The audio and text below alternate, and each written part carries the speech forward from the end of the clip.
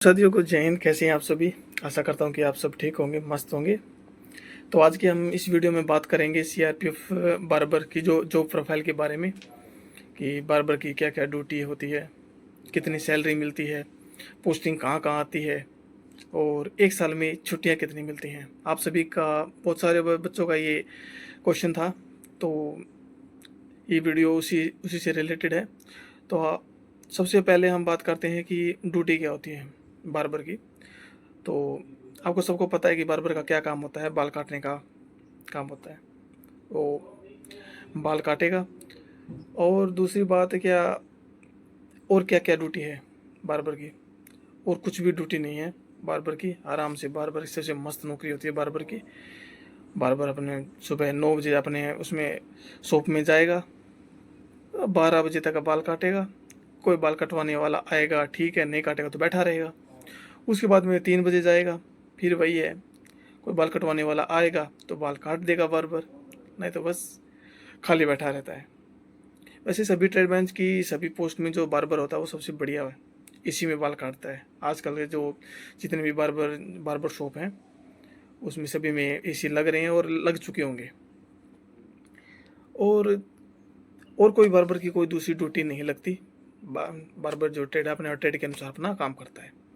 और दूसरी बात है सैलरी, कि बार्बर को कितनी सैलरी मिलती है। आप चौंक जाएंगे कि बार्बर को कितनी सैलरी मिलती है। बार्बर को सेम जो जीडी के जवान को मिलती है उतनी ही सैलरी एक बार्बर को मिलती है। 21,700 जो है बेसिक पे होता है, और बेसिक पे का जो 60% है अभी डीए चल रहा है, राशन मनी। अगर उसकी पोस्टिंग है हार्ड रिच अलाउंस में आती है, हार्ड जगह में आती है, तो उसको 21,625 रुपये का जो रिक्स अलाउंस होता है वो मिलेगा। अगर हार्ड पोस्टिंग है तो उसकी मंथली जो सैलरी है वो 60,000 के अराउंड सैलरी बनती है। अगर वो बिल्कुल नॉर्मल नो रिस्क एरिया में है तो भी उसकी सैलरी 40,000 बनती है। ये तो गवर्नमेंट है, गवर्नमेंट जो सैलरी देगी वो तो देगी ही, लेकिन जो भी अदर जो बाल वगैरह कटवाते हैं तो 20-30 वो भी देखे बार्बर को देते हैं। तो इसलिए बार्बर की जो सैलरी है वो अच्छी खासी मानी जाती है। और अगली बात करें हम लीव की, कि बार्बर को कितनी छुट्टियां मिलती हैं एक साल में। तो छुट्टियां भी सेम है, कोई भी ज़्यादा डिफरेंस नहीं है। वही 60 डेज को EL मिलती है और 15 डेज CL मिलती है। कुल मिला के 75 डेज की छुट्टियाँ मिलती हैं। और बाकी जो संडे वगैरह और गवर्नमेंट हॉलीडेज RHGH मिला के उसकी जो छुट्टियाँ होती हैं वो 90 डेज़ की छुट्टियाँ बन जाती हैं, जो बहुत बहुत होती हैं इतनी छुट्टियाँ। और आगे आगे क्वेश्चन था कि पोस्टिंग कहाँ कहाँ आती है बार्बर की।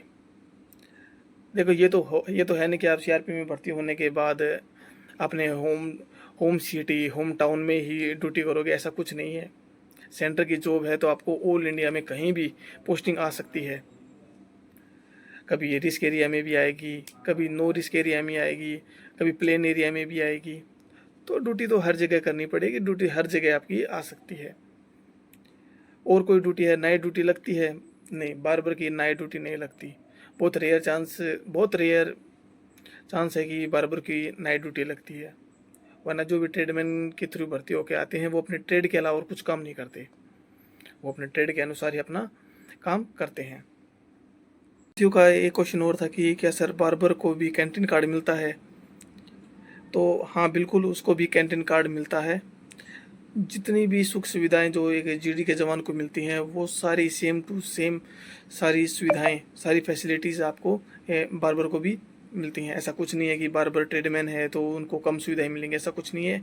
आज के टाइम में सभी सेम हैं, सभी को सेम सुख सुविधाएं मिलती हैं। कैंटीन कार्ड बनता है, हेल्थ कार्ड बनता है, फैमिली का हेल्थ कार्ड बनता है, आयुष्मान कार्ड जिसको बोलते हैं, इसको आयुष्मान कार्ड भी बनता है। और कुल मिला के बार्बर है वो बहुत बढ़िया है। अभी ट्रेडमैन की वैकेंसी आई हुई हैं, आप तो जिसने नहीं भरा है वो भर सकता है, और अपनी तैयारी करते रहिए। सभी को जय हिंद, सभी को जय हिंद।